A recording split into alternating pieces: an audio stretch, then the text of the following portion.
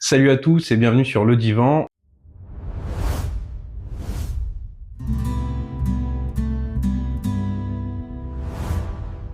Aujourd'hui, vidéo un peu spéciale, on va parler de sport. Hier, il y avait le marathon de Paris, donc dimanche 12 avril.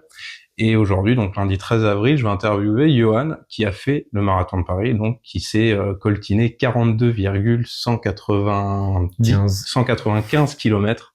Donc quand même une sacrée distance. Et ça fait un moment qu'il fait sa préparation justement, et donc on s'était dit que c'était sympa que tu puisses nous en parler. Moi, je vais poser certaines questions que les gens peuvent se poser, et il va nous répondre. Bon, je vais vous donner mon petit ressenti de C'est cette course. c'est ça. Donc déjà, première chose, comment ça t'est venu l'idée de courir un marathon?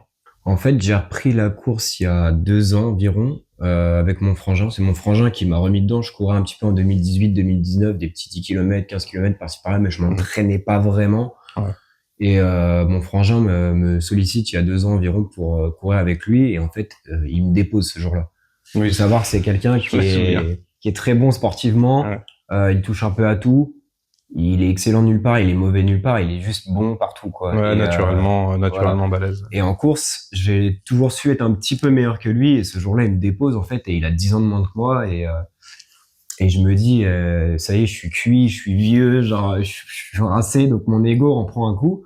Et en fait, ça me booste. Je me dis, bah écoute, pourquoi tu te remets pas, tu t'entraînes pas et t'essayes de t'améliorer et d'être meilleur que ce que tu faisais avant, enfin de t'entraîner vraiment en fait. Mmh.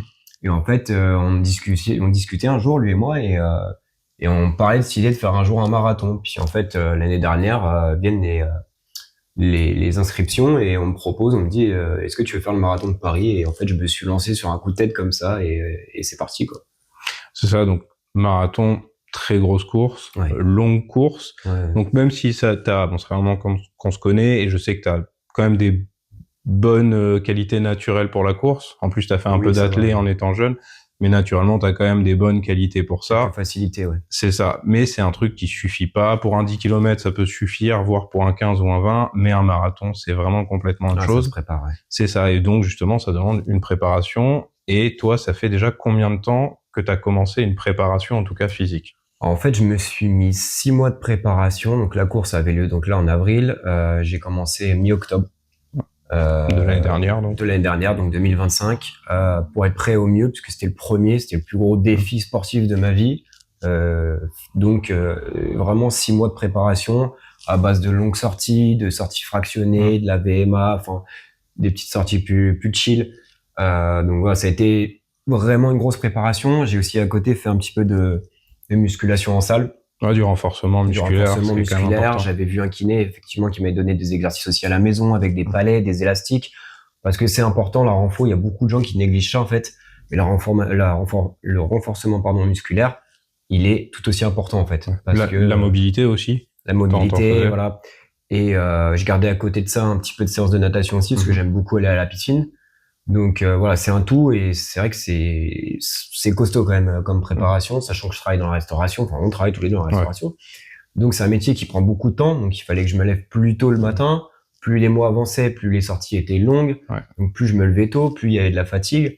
J'ai couru par tous les temps, que ça soit sous la pluie, sous la neige, C'est vrai que avec du vent, avec du froid. Enfin, ça a été vraiment à la montagne. à la montagne aussi. Hein. Il y a eu un petit stage d'une semaine avec un ami à nous. On est parti et je me suis fait quelques sessions en montagne et tout. Et franchement, c'était super sympa. Mais c'est vrai que ça demande une grosse prépa. C'est une régularité, c'est de la rigueur. Et ça te construit un mental, en fait. Ouais. C'est quelque chose que j'aurais peut-être jamais fait avant. Bah justement, j'allais y venir. Donc, en plus de la préparation physique, donc t'as quand même suivi, enfin, moi, je le voyais de façon journalière, quotidienne, aller courir, les sorties, justement, t'étais suivi, c'était une application sur laquelle... Ouais, je me suis mis sur Keeprun. En fait, c'est un ami de mon frère qui a déjà fait des 10 km et des grosses courses et qui est très bon, qui a fait l'Ultra Trail du Mont Blanc, qui m'avait conseillé cette application. Ouais. Et en fait, tu rentres différents temps pour que la machine, on va dire, calcule un petit peu ce que tu vaux. Ils vont calculer ta VMA, donc ta vitesse maximale aérobie. Ouais. Et en fait, te faire tout un programme, c'est à toi de dire combien de temps tu veux, si tu veux faire 4 mois, 5 mois, 6 mois de prépa, de camp à camp, et en fait, après, il te calcule et il te fait tout un programme. Donc voilà, enfin, vous voyez, c'est quelque chose de vraiment suivi, c'est-à-dire qu'il s'est pas amusé à courir n'importe comment, il a suivi une vraie préparation, quelque chose de très rigoureux. Et donc en plus de la préparation physique, il faut savoir que 42 km 195, c'est un truc, il y a des gens autour, mais on est tout seul à courir. Et il y a une autre chose qui impacte énormément, c'est le mental. Parce que pour ceux qui ont déjà fait des courses ou même du sport, on sait que le mental, c'est quelque chose d'important. Et là, le mental, faut qu'il tienne pratiquement, enfin, plus de 42 km. Ouais. Et il faut pas que ça lâche. Donc, est-ce que ça aussi, ça a été une bonne part de ta préparation? Justement, tu disais que avec les sorties plus en plus longues, le fait qu'on ait un métier très énergivore, en plus de ta prépa, certes, ça t'a construit un mental, mais est-ce qu'il y a eu d'autres choses que tu as fait qui, justement, t'ont construit, t'ont solidifié, t'ont préparé à dire, bon, là, je vais courir 42 km et je vais être tout seul dans ma tête, en fait? Pas vraiment, en fait, parce que quand je me lance dans ce truc-là, je vais pas dire je regrette, mais très vite, je me dis, j'ai ce truc de me dire, pourquoi tu fais ça? Pourquoi tu t'infliges ça, quoi, d'aller courir 42 bornes? C'est-à-dire que j'ai toujours été très bon sur 10 km, des choses comme ça. C'est quelque chose que j'adorais. Là, 42 km, je me dis, putain, pourquoi tu t'es lancé là-dedans, en fait? Donc, très vite, au final, bah, je me mets dans ma prépa et puis, en fait, petit à petit, bah, au début, t'as un peu du mal à démarrer. Une fois que t'es dedans, t'es bien. Et en fait, le mental, il vient tout seul parce que t'as tous ces petits moments de doute au fur et à mesure des mois qui passent. T'as de la fatigue, le temps. Enfin voilà, on va pas se mentir, une prépa en hiver, principalement, c'est pas le meilleur. C'est très dur. Faut sortir. Il fait nuit tôt, il fait froid, il y a de la pluie. Il y a pas beaucoup de soleil en général sur les mois de prépa que j'ai fait. Ça te prend du temps aussi en plus que que l'énergie. C'est genre pas tu pars 2 heures, c'est que avant t'as quand même un échauffement, tu prévois de faire des trucs, après tu prévois pas de faire des trucs tout de suite, donc t'as bien 4-5 heures dans ta journée qui sont bloquées sur ça. Tout est banalisé, tout est déjà carré. C'est ça. Puis c'est des restrictions aussi, c'est-à-dire que voilà, j'ai jamais été un gros buveur d'alcool, mais j'aimais bien sortir aussi avec les copains, boire un coup, on buvait des bières ensemble. Et c'est vrai que bah je me suis un petit peu restreint là-dessus. Même beaucoup. Calé une rigueur à boire quasiment que de l'eau, très peu de soda, faire attention un petit peu à ce que je mangeais, réguler un peu plus mon rythme de sommeil aussi, calmer les sorties. Donc en fait, ça m'a vraiment complètement relancé. C'est limite un autre quotidien, une autre façon de vivre, d'aborder la chose, mais que du positif en fait. Et mais c'est aussi quand même des sacrifices et beaucoup de fatigue et du temps pris sur le quotidien en fait. Et c'est pas rien sur 6 mois, c'est quand même très long.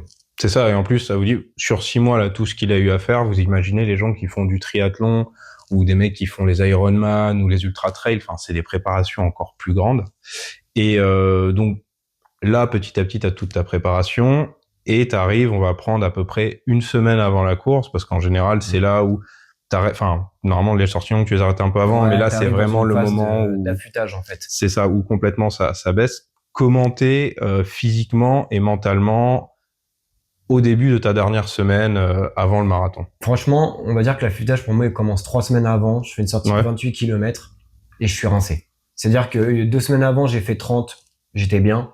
2 semaines après, je fais 28, je suis rincé, j'ai les jambes lourdes. On sent qu'il y a l'accumulation de fatigue, l'accumulation du boulot, même mentalement. T'en as marre, en fait. T'en as marre cette prépa, t'en as marre de courir. Tu arrives vraiment dans ce que je disais, dans ces moments de doute, où en fait, tu te mets à même douter de toi-même. Tu te dis, putain, mais est-ce que je vais aller au bout? Est-ce que je vais être capable de le faire? Et puis, en fait, tu te remotives tout de suite en te disant... Justement, j'allais te dire ça, je te coupe. Comment tu les passes, ces moments de doute? Comment t'arrives à ce moment de doute? T'es en train de te poser la question. Qu'est-ce qui fait que tu te dis, bah, en fait, je passe ce truc-là, j'avance, j'efface. C'est quoi? C'est plus t'effaces tout, tu reviens dans ton mental ou tu trouves quelque chose pour te relancer? Je dirais que c'est un petit peu des deux. En fait, moi, je passe par beaucoup de choses. Ça peut être, je vais regarder un film qui traite du sport, qui va me remotiver. Un bon Rocky. Un bon Rocky, c'est con, mais c'est vrai que ça te rebooste. Oui. Le fait de vouloir aller au bout, de ne jamais rien lâcher. Ça peut être des musiques aussi. J'écoute beaucoup de musique et ça a vachement contribué à ma prépa. Ça peut être aussi les proches qui sont là pour toi, qui t'encouragent, même les gens au cours du travail qui me disent, je suis fier de toi, de ce que tu fais. Puis même soi-même, en fait, se dire, j'ai jamais fait un tel entraînement avec une telle intensité autant de temps et je m'y suis tenu. T'as pas le droit de lâcher, en fait, à 3 semaines du truc. Donc, t'y vas et tu continues. Et voilà, après la semaine juste avant le marathon, honnêtement, c'est quand même plus chill parce que tu relâches, tu cours moins. Ouais, physiquement, j'imagine que t'as une pression différente qui monte, c'est celle de la course. C'est ça, c'est mentalement. Mentalement, t'as un truc t'as l'appréhension qui arrive, tu dois avoir le stress. À une semaine, je commençais donc j'étais content de relâcher, de retrouver un peu des forces. de ressentir mes jambes reprendre un peu de galbe. Mais par contre, ouais, j'avais cette appréhension qui commençait à monter, ce stress de la course qui arrive. Ouais, parce que t'as le stress déjà de la performance, Ouais. T'as le boulot en plus, donc t'as la fatigue. Tu te dis, est-ce que je vais arriver en pleine forme au truc? C'était ma hantise vraiment de me dire, est-ce que je vais pas être cramé pour la course, quoi. Bah justement, on va arriver au jour J. Donc déjà le matin de la course, comment tu te sens? T'arrives là-bas, physiquement t'es comment? Mentalement t'es comment? Bah en fait déjà, je sors d'une semaine de boulot qui a été très rude. On a eu beaucoup de monde, il y a eu le soleil, il y a eu la terrasse, donc les gens étaient au rendez-vous. Donc je me suis pas vraiment reposé sur cette semaine. La nuit du vendredi à samedi, je dors plutôt bien. La nuit avant le marathon, c'est une horreur. C'est-à-dire que j'essaie de me coucher tôt, mais très vite, je cogite, je stresse. Oui. Donc, du coup, j'ai cette espèce de boule au ventre. Je suis vraiment dans un mood, tu remets tout en question, je suis pas bien. Oui. Au final, je réussis à m'endormir, je dors 4h30, je me lève le matin, je me dis bon, allez, c'est parti, on y va. Et en fait, j'arrive sur le sas avec des collègues et qui partaient dans le même sas que moi. Et je suis pas dedans. Je vais être honnête avec toi. Hier, avant la ligne de départ, je suis pas dedans. C'est-à-dire que je suis stressé, j'ai la boule au ventre. Je me dis putain, je suis fatigué, j'ai mal dormi. Est-ce que je vais pas me foirer, tout ça. J'ai vraiment un mood hyper négatif. Ouais, t'as pas eu la pré-course de rêve, quoi. Non, vraiment pas. Ouais. J'ai toujours eu un peu de stress avant des courses, mais pas autant que celle-là. Celle-là, c'était vraiment quelque chose. Et donc, j'arrive sur la ligne de départ, la course se lance et je me dis bon, vas-y, de toute façon, t'es là. Ça passe ou ça casse. Mais c'est vrai que je suis pas dans un mood très positif. Ouais, mais faut le courir. Faut le courir. Dans tous les cas, t'es là, tu t'es battu pour ça. Et donc là, la course se lance et en fait, la foule sur la ligne de départ, sur les Champs-Élysées, les gens qui tapent sur les barrières, les gens qui hurlent, qui applaudissent, qui encouragent, c'est une folie. Vraiment, c'est une folie. J'ai jamais vécu ça. Et là, du coup, ça part et en fait, tout ça disparaît. Et tu te dis, vas-y, en fait, c'est bon, t'es dans ta course. Là, ça laisse passer l'excitation. J'en ai encore des frissons rien que d'y penser. Et là, tu te dis, vas-y, c'est parti. Et en fait, les premiers kilomètres, tu kiffes. Oui, bah oui, ça doit être. Tu kiffes ta course, t'es là, t'as des gens, tu les salues, tu fais des sourires. En plus, il faisait plutôt beau au départ. Ouais, donc, il faisait pas mal, ouais. C'est cool, quoi. Tu vis le truc, puis tu passes par des monuments, un décor qui est quand même super sympa. Ah, tu vois les beaux coins de Paris, les Boulogne, beaux coins de tout ça. Paris, et tu passes par la place Vendôme aussi, tu passes par la Concorde, tu passes par Vincennes, enfin. Et ce qui était très important sur la course, je pense, c'est surtout aussi le soutien des proches, les amis, la famille, les proches qui étaient là. C'est non négligeable, vraiment, ça m'a donné une force incroyable. Encore merci à eux, bah merci à toi aussi. Bah, moi, je suis venu sur la fin. Pour le coup. Quand même, ça y fait énormément. Et puis en fait, j'ai joué le jeu. Il y avait beaucoup de gamins sur le trajet. Oui, bah oui, c'est les mains pour checker tout ça. Donc j'ai essayé de jouer le jeu. J'avais le sourire. J'étais content d'être là en fait. J'étais entre un bon équilibre entre. Je vais pas te cacher quand même que j'allais chercher une petite performance, essayer de faire un temps. J'avais objectif 3:30, 3:40. Je suis dedans, donc je suis très content. Mais j'avais aussi ce truc de me dire, bah kiffe ta course, tu vois. Oui, enfin, profite vraiment. Et bah justement, donc ta course. Alors, on a ton temps, on peut le dire, ton temps. 3:38 sur la course qui fait 42. La course c'était un peu plus longue qu'un marathon. Je crois que c'est 42 km 500 ou 600, ce qui me donne un 3h38. Et sur le 42 195 précisément, je suis à 3h36, je crois. Ok, donc t'as quand même rempli. Tu voulais être entre 3h30 et 3h40, ça c'est rempli. Objectif réussi, je pense. Ta course, donc tu finis, t'arrives, ligne d'arrivée. Déjà, on va juste faire un truc, tu m'as parlé un peu de l'ambiance, tout. Qu'est-ce que t'as pensé un peu de l'orga, de tout ce qu'il y avait autour pour ton premier marathon de Paris? Est-ce que c'est un truc que t'as trouvé pour toi quand même bien organisé, quand même bien foutu sur le parcours, tout ça? Dans l'ensemble, oui, parce qu'il y avait beaucoup de polémiques avec le fait qu'il y avait moins de ravitaillement d'eau, que c'était fait différemment, ce côté écolo, tout ça. En vrai, je trouve que finalement, ça a quand même été assez bien géré. Ça te ralentissait pas de fou non plus. Les gens étaient, ont joué le jeu aussi. Je trouve que franchement, je m'attendais à pire et ça a pas été, c'était pas une horreur, quoi. Genre vraiment, moi, ça m'a pas impacté. Après, moi, j'étais très structuré. J'avais mon camelbag avec mon eau. Oui, c'est vrai, t'avais tout ce qu'il fallait. Gels. J'avais les proches aussi qui me faisaient des relais pour me filer des trucs. Bon, au final, les ravitaillements m'ont peu servi, mais j'ai pas trouvé ça. C'était pas l'enfer que ça avait l'air d'être sur les réseaux. Et la course, non, très belle ambiance. Les gens étaient au rendez-vous, les gens étaient à fond. Les gamins, je te dis, qui étaient là, qui essayaient de te checker, j'essayais au maximum. Alors, il y a des moments, ça me faisait de la peine parce que j'en voyais personne les checker, donc j'essayais d'y aller. En fait, faut trouver l'équilibre parce qu'il faut quand même rester dans ta course et rester concentré, mais t'as envie de faire plaisir aux gens qui sont là parce que ils kiffent en fait. Ouais, C'est vrai bah que tu vois, il y a des c'est gens une ils grosse kiffent autant ambiance. que toi en Ouais. fait. C'est complètement fou. Et d'ailleurs, on va revenir sur ta course. Comment tu vis la totalité de ta course? Donc le début, tu kiffes bien. Et est-ce qu'il y a un moment, comme dans toutes les courses, enfin tous les gens qui ont couru, je pense connaissent un peu ça. Il y a toujours un moment dans une course où tu sens que Ouais, les où ça jambes sont lâche un plus peu. lourdes, le mental ça lâche un peu. Ouais. D'un coup, Bah, putain, t'as ce truc, cette chape, tu vois, qui tombe un peu dessus. Est-ce que toi t'as eu ça? Comment tu l'as géré et comment t'as senti ta course à la fin quand tu en passes la fait, ligne? ça va très bien jusqu'au 20e où là Mhm. je me dis pas ouais, en fait, je me dis pas quand je pars, ouais, j'ai tant de kilomètres à faire. Je cours, je trouve que ça passe assez vite. Euh, Jusqu'au 20e, ça va et après à partir de là, je rentre dans un mood où je me dis allez, t'as passé 21e, il t'en reste un petit peu, après tu te dis bon, il te reste 19, 18, oh, allez, c'est rien. Mhm. C'est quoi en fait? Tu les as fait déjà ces Ouais. kilomètres-là, l'entraînement, tout ça.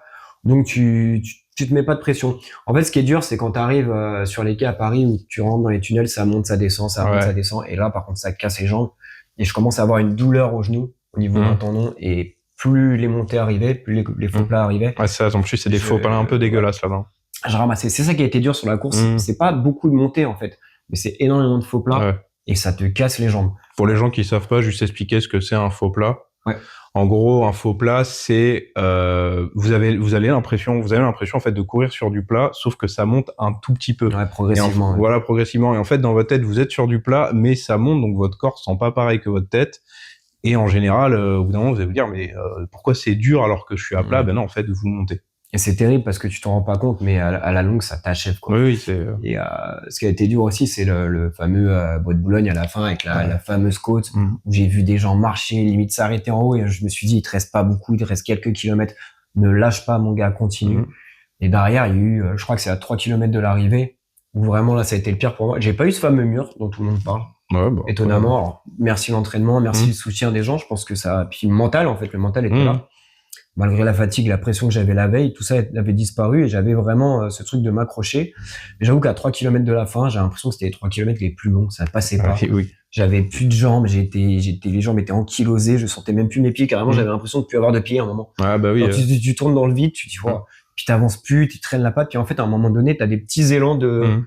je sais pas, d'adrénaline, tu repars comme ça, puis après, t'arrives dans les 2 derniers kilomètres au Il y trocas, a ça la foule, descend. ouais. La foule te regalvanise, et puis là, Mhm. tu pars. Puis j'ai fini sur un sprint, et puis la ligne d'arrivée, c'était incroyable, quoi. J'étais encore plutôt bien, je trouve.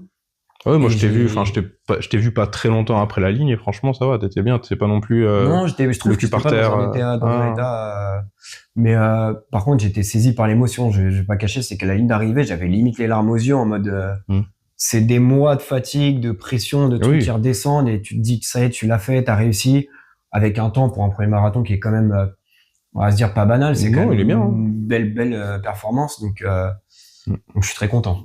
Oui, mais en plus justement c'est ça, c'est une récompense, la fin de la prépa, la récompense de finir enfin la Complètement. course. En plus tu finis bien, t'as ce truc, je pense que t'as eu ce truc aussi pendant la course où t'as fonctionné en mode automatique. Ce truc-là aussi, il faut en Ah, parler, c'est complètement. avoir le mental, c'est pas seulement un peu esprit shonen de je pense à ma famille, mes amis, je veux devenir meilleur. Des fois c'est de fonctionner en automatique, c'est-à-dire le mental, c'est lui qui prend la suite, vous avez mal aux jambes, mais c'est le mental qui va prendre et votre corps va Ah, bah, avancer en c'est automatique. trois quarts de cette course, enfin d'un marathon, Mhm. c'est ça, hein. Et ça c'est un truc très important, c'est faire la différence entre Ouais. l'automotivation où d'un coup on va avoir envie d'aller vite et en fait se mettre dans le mode robot, on pose le cerveau à côté et on avance. C'est le message un peu que mon frangin m'a envoyé juste avant la course et c'était complètement Ouais, ça. Libère-toi, lâche tout, et le cerveau, tu le mets en off et ouais vas-y. voilà, c'est ça. Et en fait, c'est un pilotage automatique, quoi. Et donc bon, encore félicitations pour avoir fini cette Putain, course. merci. Euh, voilà, il y a même il y a la petite médaille, on a le dossard juste là-haut. Et donc maintenant, là, on est au lendemain. On dit en général qu'il faut 2 bonnes semaines pour se remettre d'un marathon. Donc là, j'imagine que pendant 2 bonnes semaines, ça va être repos, un peu de piscine, peut-être un peu de salle, mais pas trop forcé. Ouais, non, là, ça va être 2 semaines, je pense, off, avec ouais, peut-être une séance piscine, un petit footing léger. J'ai fait une petite séance de cryothérapie tout à l'heure aussi, ça fait du Ouais. bien. Et puis après, on verra, hein. D'accord. Est-ce que il y a des projets de d'autres courses? Parce que je sais que t'aimes bien courir des 10. Moi, j'aime bien en courir aussi. T'aimes bien courir des 20. Est-ce que là, tu te dis, je laisse passer un peu de temps, peut-être qu'à un moment je reviendrai sur les marathons, ou est-ce que là je vais me faire plaisir avec des 10, des 20 qui peuvent être très sympas dans des villes qu'on connaît pas forcément? Bah, je vais être honnête, beaucoup de gens te disent, ouais, une fois que tu as fait un marathon, tu as envie d'en refaire d'autres. Euh, c'est peut-être trop tôt, mais pour l'instant, non. Je vais être Ouais. honnête, c'est une belle expérience. Maintenant, c'est vrai que aller rechercher des petits 10 kilomètres tranquilles derrière, enfin tranquille, c'est quand même du boulot et voilà, surtout si je veux faire des performances, parce que avant le marathon, j'avais quand même réussi à faire des beaux temps et tout et être Ouais. un peu meilleur.